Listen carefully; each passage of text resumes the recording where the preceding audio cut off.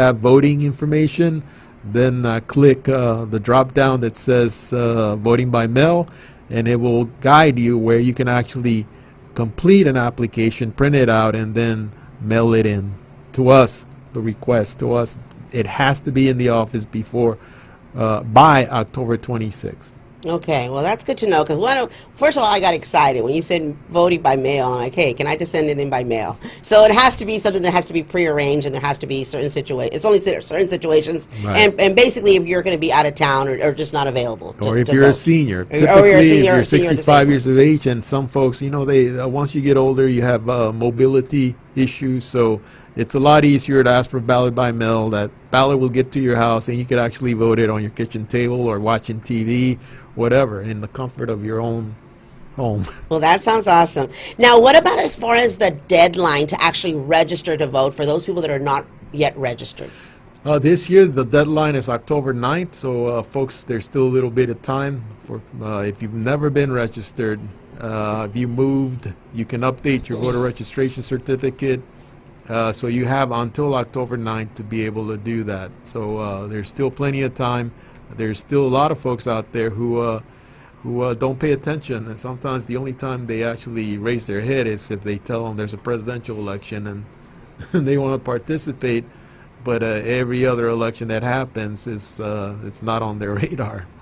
So where can people go and register to vote they're not currently registered?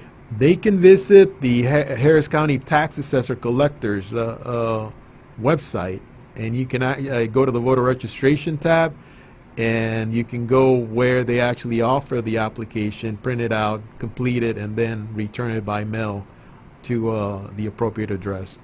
Oh, okay. Now, what about if someone wants to go? So, okay, so that would be downloading it and mailing it in. What about as far as, is there somewhere they can actually go? Could they also go to the tax assessor's office in person? Well, most people, if you drive, you're familiar that you have to update your vehicle registration, get your license plates, and if you own properties, you have to pay your taxes, right? Right. The same office that handles those services handles voter registration. So you're familiar with those courthouse annex that where you go and get your license plate or your sticker, and those are the offices that you deal with to actually register to vote. Okay, well, that's good to know. Well, that's good to know, because some people like to just go, I think it's better to just not take a chance, to actually go in person and not take a chance that, they're going to be late. So, guys, if you haven't registered to vote, as he says, you can, go to the tax assessor's office, go online and download it and mail it in, or go to a tax assessor's office and do that. Now, what about as far as IDs? I know in years past there's been some, changes possibly, I guess, or talk about, making changes to the IDs, to go and vote. What are the current rules or laws, or what is it that one has to present in order to vote? Well, an ID is an identification has always been required to be able to vote. When you go to the polling location, whether it's voting early, or whether it's on election day, you have always been required to present a form of identification.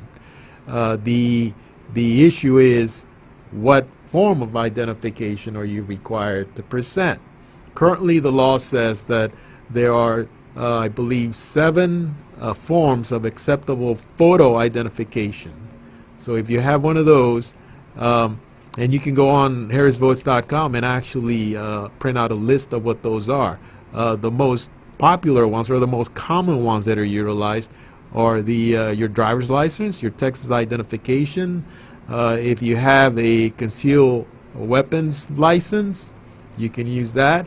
If you have a military ID, if you have a passport, U.S. passport, U.S. citizenship certificate, you can use that. So there's, I might have missed one here and there, but if you want the complete list, you can go to harrisvotes.com and be able to access that information. Now, by law, if you have one of an acceptable form of photo identification, you should use it. You should use it. Folks that do not have and have never been issued an acceptable form of government issued identification, they have the option of completing what they call a declaration of reasonable impediment. Basically, you have to check off a box that says, I have not been able to obtain one of the acceptable forms of photo identification, so I'm going to be using this other document, and that includes your voter registration certificate. However, we have to be clear.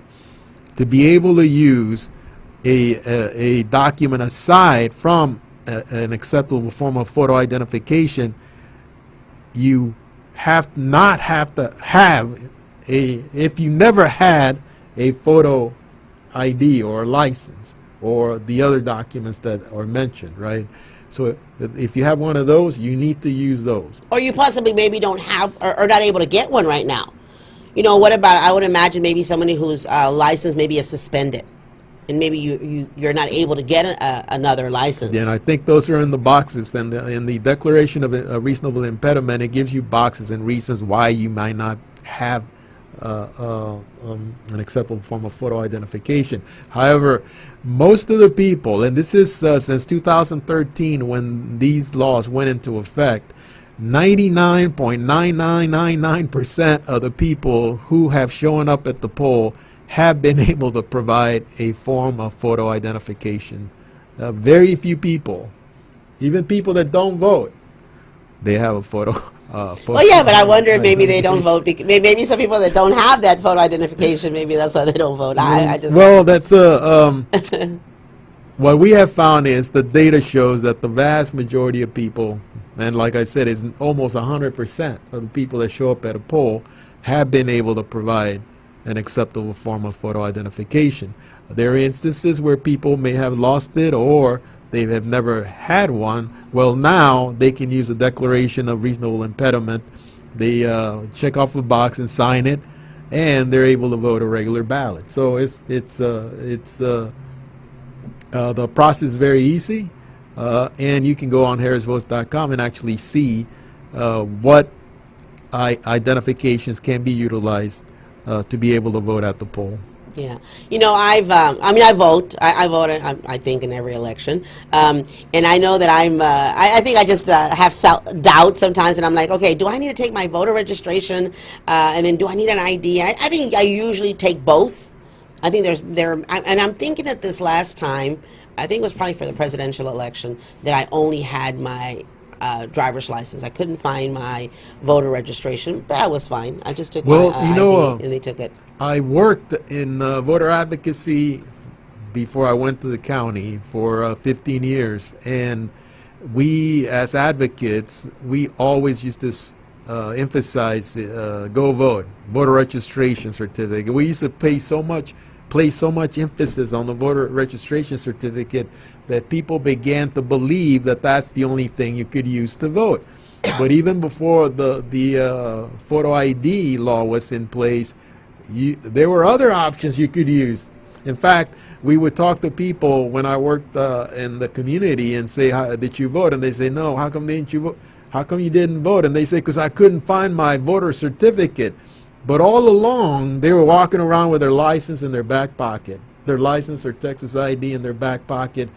That's all they needed. Yeah, I've been one of those people, and I know this happened to me last year. I mean, like I said, during the presidential election, that I couldn't find my voter's registration, and I was thinking, oh, I need that. I have to have that. And I think, come on, I've got my ID. You know, yeah, they can find me. They can find me, and I'm going to go no matter what. And that is the most common utilized document to be able to vote. It's the license or a Texas ID. And in fact, now the law says that even if they're expired, as long as it's within 4 years. I was going to say, I think I read that also. You can use it. So you can use an expired license or Texas ID. That's good to know. So what about, okay, so early voting, when does early voting start? You said October the 22nd, yeah, right? Early voting for this election cycle is October 22nd to November 2nd. Okay, good. Now, tell me a little bit about, I'm sure that you definitely have the knowledge. Tell us a little bit about Hispanic voting. You know, what have we seen lately? I mean, do Hispanic vote? Do they not vote? Well, what? Every What have you seen? year, the Hispanic, or I would say the Spanish surname vote increases. Every year it's increasing and it's getting bigger and bigger. But there are certain things that people need to know about the Spanish surname or Latino vote. For example, in the presidential election, going into the presidential election, 37% of all Spanish surname registered voters resided in the districts that are held by Latinos, which I think there's five. There's five. 37% of the Spanish surname voters or Latino registered voters resided in the districts that are held by Latino state representatives. 37% of the Spanish surname registered voters resided in the districts, state representative districts that are held by white Republicans. And at the end of the day, the rest are in the other districts. There's 24 state rep districts in Harris County. The rest of the percentage was split among the districts that are held by African Americans and the 2 districts that are held by Asians. After the election, when you look at the data, it shows that 40% of the Spanish surname vote, which was about 250,000 here in Harris County, 250,000 people voted that has Spanish surname. 40% of the vote came from the districts that are held by white Republicans. Only 34% came from the districts that are held by Latino Democrats, state representatives. And the rest was split among the other districts. What that tells us is that more and more the Latino registered voter population is spread all around Harris County. And you cannot go to the traditional Latino areas and think that if we look at the vote in those areas, that it's going to give us an idea of what the Latino vote was. Because now, again, only 37% of the voters reside in those districts. And when you actually look at voter turnout, who turned out among Latinos, you see that in the Latino districts, the Spanish surname voters that voted that reside in those Latino districts, the turnout rate for them was like 48%. And when you look at the registered voters that reside in the white Republican districts, the turnout for the Spanish surname voters that voted in 2016 was 58%. So the turnout was higher in the areas that are not traditional Latino areas. So when people think about, well, how did Latinos vote? Well, people will say 48% of the Latino population turned out to vote. That is not actually true, because when you look at it overall, the 58% turnout in the other areas actually jumped up the turnout to 53% in Harris County for Latino voters, which was significant because in 2000, in the previous presidential election, it was like 46%. So it jumped about 7 points, and that was significant. So that happened in Harris County, fourth largest county, the third largest county in the nation, with the fourth largest city in the nation.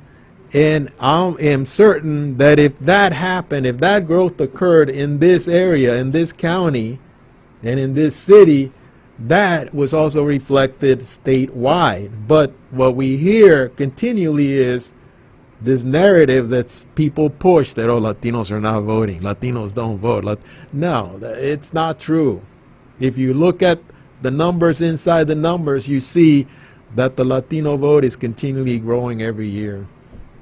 Well, that's good to know. And what percentage of Latinos are not registered to vote? What would you say? When you look at, I would say about 20% of the people who are eligible to vote, or probably 20, maybe 25% are not registered. Sometimes the challenge that folks have in looking at those numbers is that when they look at Latinos, they say, well, in Harris County, Latinos comprise 42% of the population. And in reality, the census says that in Harris County, only 28% of the Latino population is 18 years of age and are citizens of the United States. That means only 28% qualify to register to vote. So if 100% of all Latinos were registered to vote, they would comprise 28% of the registered voters in Harris County. At this point, that number is 22%. Latinos comprise about 22% of the registered voters. So we're not too far off from meeting the number, the benchmark, which is 28%. It's not 42%. Right, because you, like you said, because a lot of them are not. There's a lot. It's a very young population, right? So a lot of them are not of voting age, and then of course a lot of them are not, do not have the documentation to be able to vote. They're not citizens. Right. That makes a lot of sense. All right. Well, we're going to go on to a commercial, but we want to go ahead and thank you first for your information. Thank you so much for giving us the information about voting. Everyone knows, that where they can go now. It's very important, guys. We have an election coming up. It's not a presidential election when everybody comes out, but this is a midterm election, correct? And very, very important, very, very important time to vote. So I encourage you, regardless of what party you're with, to go out and vote. Thank you so much, Hector. Thank you.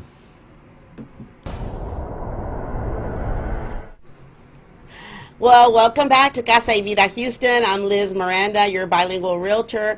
And our next guest is Liza Macias, and she was with Credit Wealth LLC. Welcome, Liza. Thank you. Thank you for having me, Liz. Well, I am so glad to finally have you on the show. We've been in contact for a couple of weeks, and so I know you'd been traveling or on vacation or something.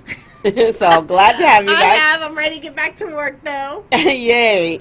Well, you do credit repair or credit restoration, which is, of course, very important.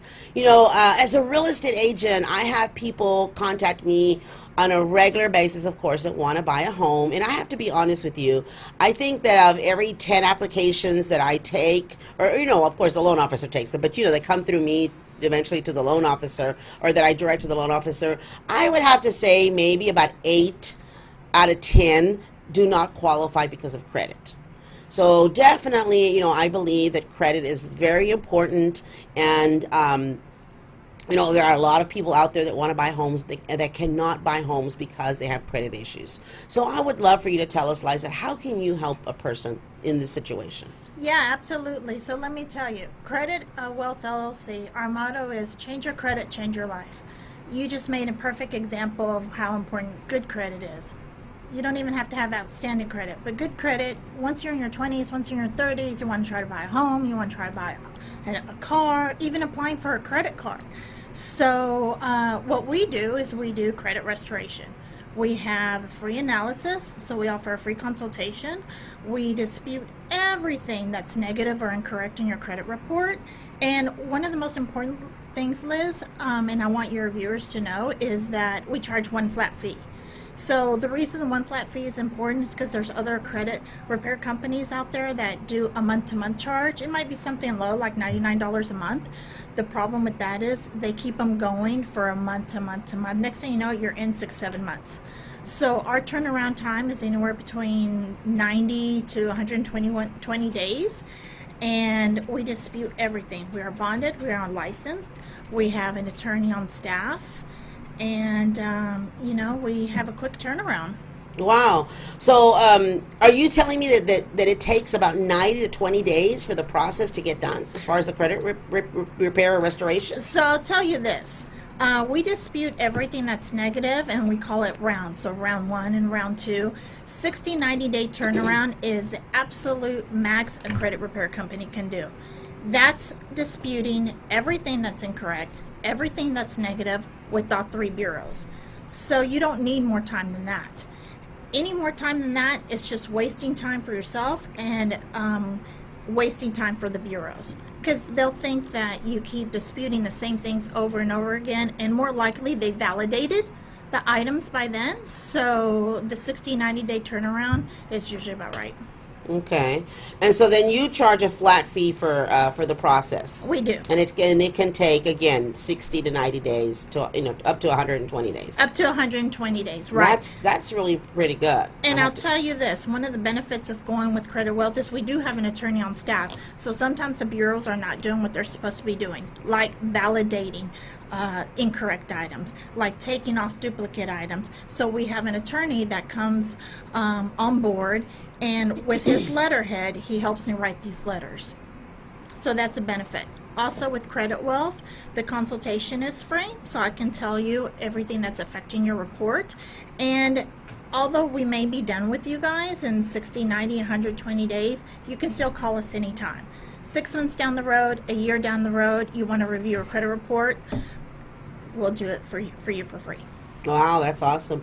Now, what is the typical, I mean, I'm sure there's no typical goal, but can you give us a scenario of maybe someone who, like, I guess where they would be as far as their score, that you would be able to help? Do they have to be, close to the 600s, or what are we looking at? I mean, who can you help? Right. So let me tell you, most of my customers come in the 500 range. And you're right. My best friends are loan officers or realtors. They're the ones who are my referral partners.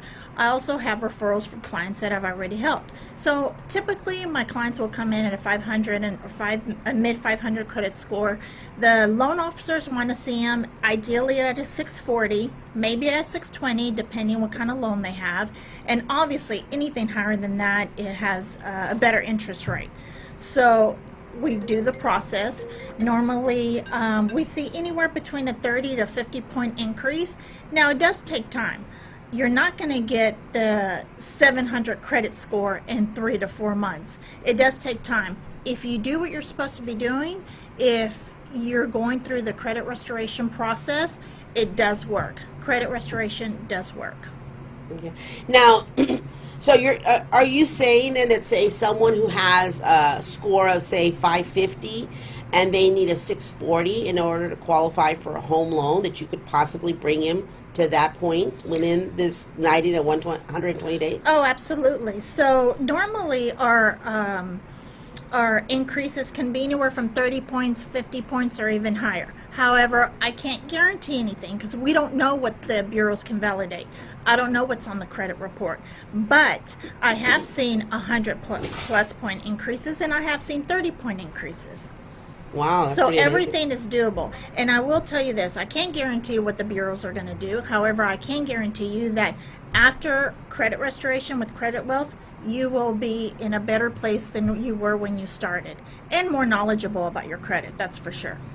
So do you work with them? I mean, what are the steps? Do they just give you an application and then you take it from there and then you contact them 120 days later, or how does that work? So a typical client will call me.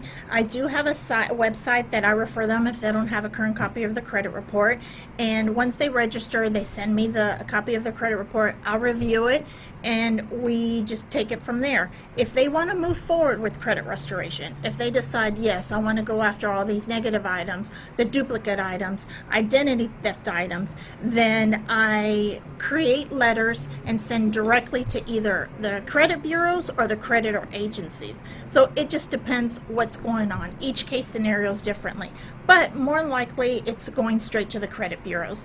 It takes a 30-day process, so the bureaus have 30 days to respond. So within 30 days, then I can review a current credit report with the report that they originally gave me, and then we can take it from there.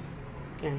What about bankruptcies and foreclosures? What can you do about that, if anything? So we go after everything. If you have information that's not correct on your credit report, if you have a bankruptcy, if you have a foreclosure, if you have something that's not in your name, obviously we can go after anything that has identity theft. Now, the bankruptcies and the foreclosures, each of them are particular items. The bankruptcies, it just depends what chapters they are and that sort of thing. Mm-hmm. So that's where the attorney on staff comes into play. Okay. What about liens? I would imagine. We go after liens too. We go after everything. Everything. Is there anything that you cannot help them with? You know what? I cannot help people that cannot follow the program. So once we meet, if I do my part, and then I'll advise the client. Tips, let me tell you.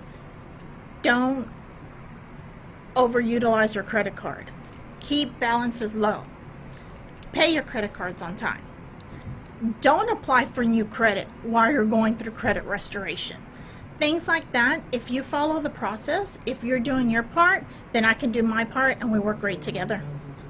That's great. Now, do you find do you find that most people that you work with, it's because they're actually looking for a home? Do they just come to you because they want to get a car, or just in general? Do you have a little bit of everything? Right. 80% of my clients are people who are home buyers. So they want to, they're starting looking for a home and they went to a loan officer. So I get referrals from the loan officers. But we also get people that are in their early 30s that they realize that it's time for them to kind of clear the credit up. They want to purchase a home maybe in the near future, or maybe try to buy an auto and the interest rate was ridiculous. So I get those too. Yeah. One of the things that I have found, like I said, I have definitely a lot of people that I talk to that need credit repair. And one of the things, and of course I send them to the credit repair so they can buy a home, but one of the things is that unfortunately a lot of times I find is that people will go through the credit repair, and as soon as they see that their credit is good enough, they'll go and buy a car. And then they can't buy a home. Do you see that happen? Well, what I do see is happening is people are very anxious and they're very excited, and as soon as they hit that 640 mark, that 650 mark, they start doing more inquiries on cars or maybe credit cards. So we have to educate them. With Credit Wealth, you will be speaking with me every 30 days. So this is a 30-day process. 30, 60, 90, 120 days. You will be speaking with me every 30 days. So I make sure that you're doing what you're supposed to be doing and not doing what you're not supposed to be doing. But the goal is to buy a home, and the serious buyers, they know not to do those kind of things. Well, that's great. Well, any last tips that you want to give before we end? Well, just most important, I think everybody needs to check their credit report every year. You could have duplicate items that are affecting your score. You can have identity theft. So you can go to your free annualcreditreport.com. You can get your credit report for free there. And for your listeners, Liz, I want to offer a $50 discount for anyone who calls in from your program. So wait, repeat that one again. $50 discount on credit restoration. All right. For anyone who mentions your program today. Yay, awesome. Well, you got it there. So you see any of you, the viewers that need credit repair, and I know there's plenty of people out there because I get those calls every day. If you need to do credit repair, $50 discount, and I encourage you to do it because I talk about this every time that I'm on the show. I believe home ownership is for everyone. And so if you're not a homeowner, you definitely need to get your credit repair. That's probably what's stopping most people. Or if you're already a homeowner, you want to have your credit in order. So make sure that you get in contact with her. And where can I get in contact with you if anyone is interested? You can call me directly, 713-805-9611, or go to my website, which is www.creditwealthllc.com. Okay. All right, and we'll also put your information below so that you can, so that everyone can find her. And certainly contact me, Liz Miranda, if you want more information, and I will be glad to put you in contact with Liza. Thank you, Liz. You're very welcome, and thank you so much for being on our show and for all the information. Guys, thank you so much. If you are looking to buy a home or you want to sell your home, contact me, Liz Miranda. My direct number is 832-878-1255, or feel free to contact me on Facebook, and I'll take care of you. Goodbye. I will see you guys next Thursday.